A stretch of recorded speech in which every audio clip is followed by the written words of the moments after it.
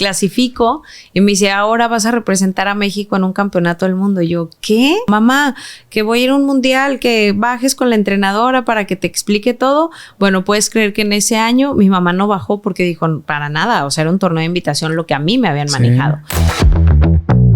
Empecé haciendo gimnasia, natación, fútbol, básquetbol. La verdad es que todos los deportes, hasta que por primera vez a los 7 años llegué a una cancha de racquetbol. Esa cancha que nunca imaginé que se iba a convertir en mi verdadera pasión.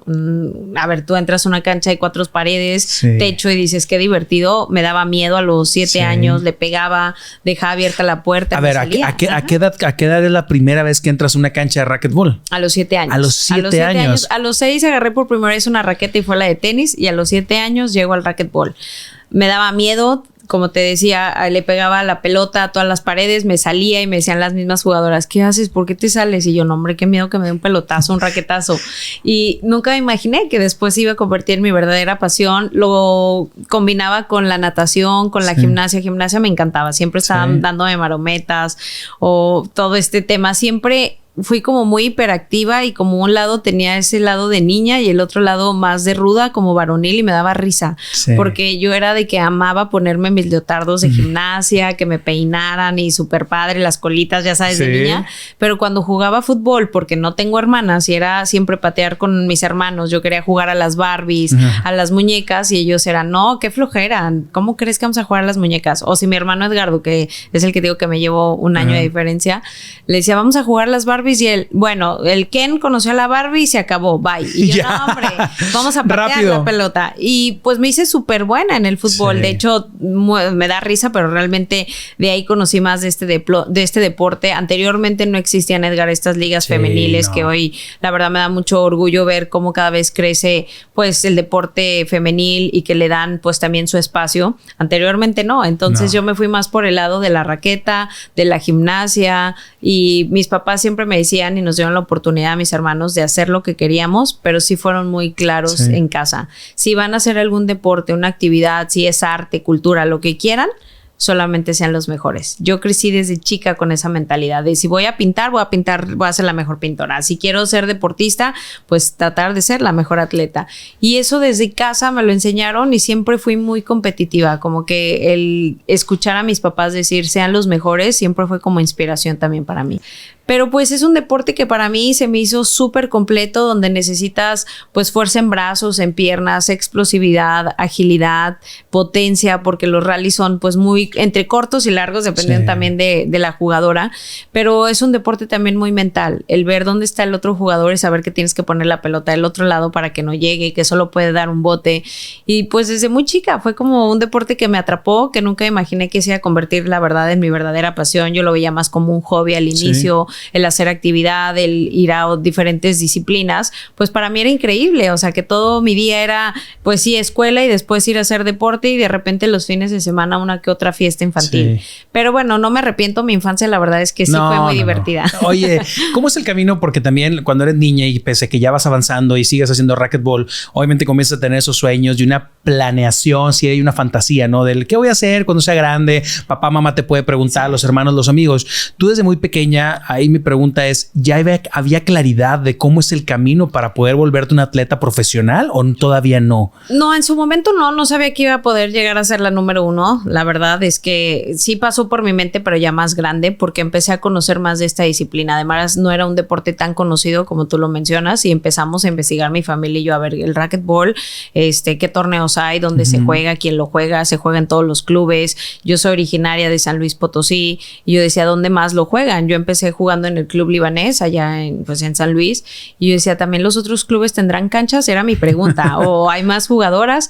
Y bueno, pues conforme pasó el tiempo empecé a las Olimpiadas Nacionales, que es, bueno, hoy en día Juegos CONADE, los torneos nacionales infantiles y juveniles, hasta que me di cuenta justamente, y aquí viene mi primer competencia internacional, que me dice mi entrenadora de San Luis Potosí, oye, Pau, te voy a meter un torneo de invitación. Ella sí me lo manejó. Y yo, ¿de invitación a dónde o qué? No, pues de otros clubes deportivos de aquí. Y nunca me dijo que era un campeonato nacional. Ella por lo mismo de que yo no quería que estuviera nerviosa. Yo tenía 8 años y cuando llegó el torneo el fin de semana, pues veo a muchas niñas de diferentes categorías y yo, ay, qué padre, se juega muchísimo el racquetball aquí en San Luis. Yo pensando eso en los clubes, sin saber que era un nacional. Sí. Hasta que empecé a hacer amistades y me decían, no, pues yo vengo de Chihuahua. No, yo vengo de Monterrey. No, yo soy de Guadalajara. Yo soy de Sonora. Y yo, ¿cómo? Y pues sí le pregunté a mi entrenadora y le dije, oye, ¿por qué ya son de otros estados? Me dice, no, bueno, es un nacional, no te queríamos decir para que no te diera como este nervio. Y pues yo creo que sí me dio más nervio, la verdad. Me digo, de chiquita siempre esa incertidumbre de saber, y hasta hoy en día lo sigo viviendo, ¿eh? Cada que me meto a una cancha sí me da el nervio y como esa adrenalina de saber qué va a pasar, pero pues también lo he manejado. ¿Cómo te fue en ese torneo? Pues quedé en segundo lugar y clasifiqué al campeonato del mundo. ¿Nerviosa y todo? ¿Quedaste en segundo? Nerviosa y todo y clasifico. Y me dice, ahora vas a representar a México en un campeonato del mundo. Y yo, ¿qué? Y yo te estoy hablando de que tenía 8 años. Estás muy chiquita. Para mí estaba muy chica y le digo yo, mamá, que voy a ir a un mundial, que bajes con la entrenadora para que te explique todo. Bueno, puedes creer que en ese año mi mamá no bajó porque dijo, para nada, o sea, era un torneo de invitación lo que a mí me habían manejado. Y pues como que lo dejamos pasar hasta que la entrenadora sí después le dijo a mi mamá, es que Paola pudo haber ido al mundial.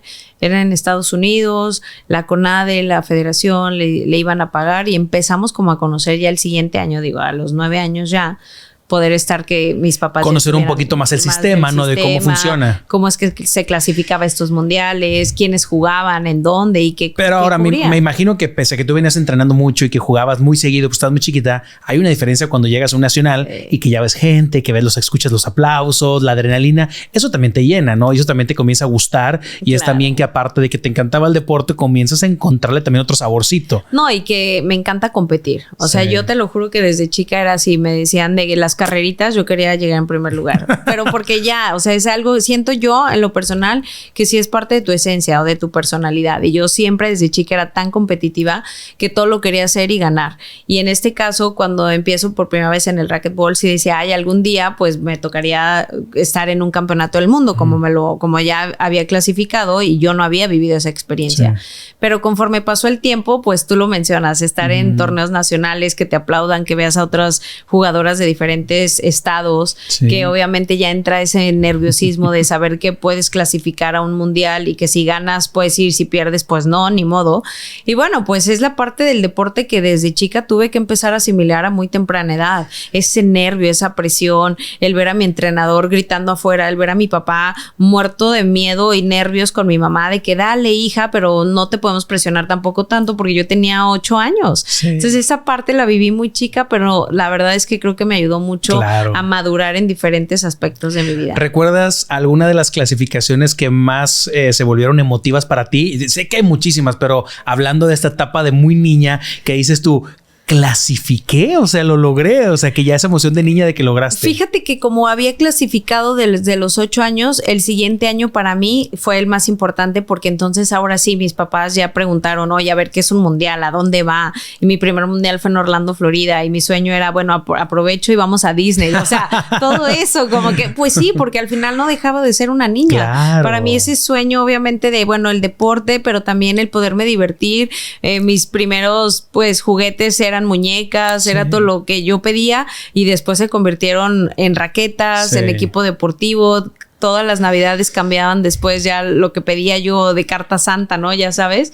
Y bueno, pues esa parte para mí también era importante. Y una pregunta sin que suene meterme nostalgia ni que suene nada. ¿En algún momento sientes que el deporte indirectamente te robó un poquito tu infancia? Sí y no. Sí, por el lado que yo no tuve esa infancia ni adolescencia que obviamente me hubiera gustado, porque empecé muy chica en el deporte, y tú sabes que para poder sobresalir pues sí necesitas meterte de lleno al 100% con disciplina, con entrega, con perseverancia. Las cosas en el deporte mexicano, tú sabes que a veces hay muchos obstáculos, la falta de apoyo. Yo soy originaria de San Luis Potosí, llevo más de 15 años aquí radicando en Nuevo León, y bueno, súper contenta de que aquí me abrieron las puertas. El recurso para el deporte desgraciadamente nunca alcanza, nunca es suficiente. Cada sexenio se le recorta el presupuesto. Y bueno, pues todos esos obstáculos en su momento fueron también un aliciente para mí de ver que mis papás a sus posibilidades trataban de llevarme a las competencias internacionales, de darme el mejor equipo deportivo. Y yo decía, bueno, pues no puedo fallar porque ellos están haciendo ese sacrificio para mis hermanos y para mí. Y yo animo que, bueno, pues estoy acá viviendo la vida con mis amigas. Pero también me gustaba esa parte parte, porque yo llegó un punto en el que volteé y veía a mis amigas ya una vez al mes y yo lloraba con mi mamá. Yo, ¿por qué mis amigas ya no me invitan a las reuniones? Porque ya no te ven. Y platicaba con ellas y me decían, Pau, no, de verdad, nosotros te queremos mucho, eres parte de la bolita, pero pues siempre te vemos súper ocupada en el deporte. Nosotros no queremos ser como esas culpables de que tú bajes tu rendimiento o que no vayas a los torneos o algo.